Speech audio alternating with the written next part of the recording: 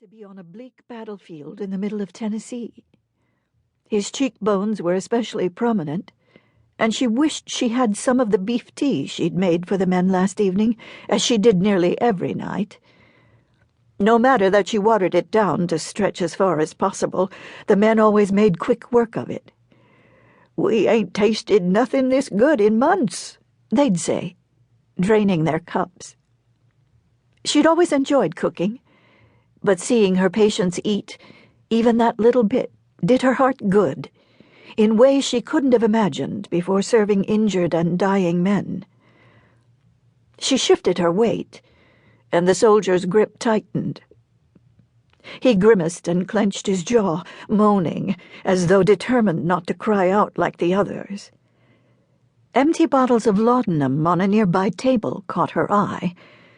She wished she had something to give him, but the last of the pain medication, including the morphine, chloroform, and ether, had been administered that morning, prior to them learning that the expected shipment of medical supplies wouldn't be arriving, thanks to the Federal Army.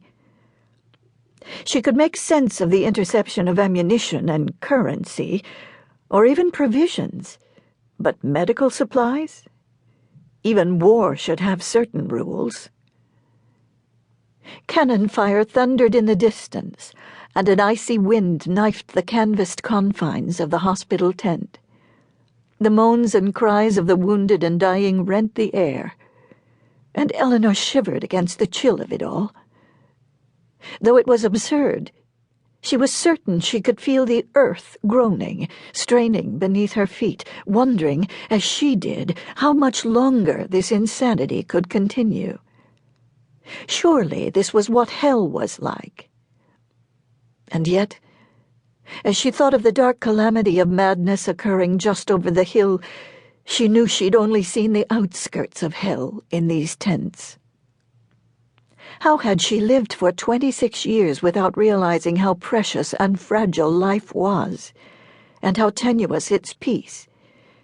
She'd never considered whether she'd squandered her life to that point, but when contrasting the experiences of her whole life with what she'd seen and done in recent months, squandered seemed a painfully appropriate term.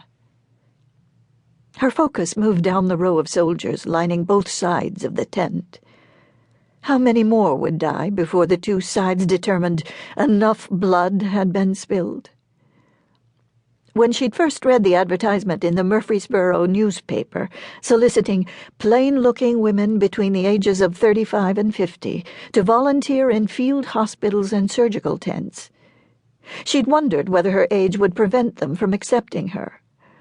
But with the need for volunteers so great, and the first requirement met without a doubt, she'd quickly been accepted. The only other point that had drawn a raised brow from her was the line, "No specialized medical training or experience required."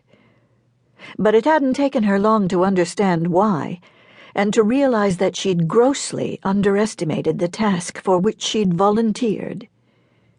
She'd only known that after seeing her brother enlist along with most of her male relatives and friends, she couldn't sit at home and do nothing, especially with their aging father championing the Confederacy as he did.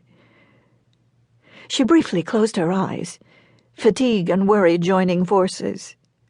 With stinging clarity, she imagined her younger brother lying somewhere on a battlefield, wounded, cold, and alone, the precious lifeblood pouring out of him, and a chill stole through her.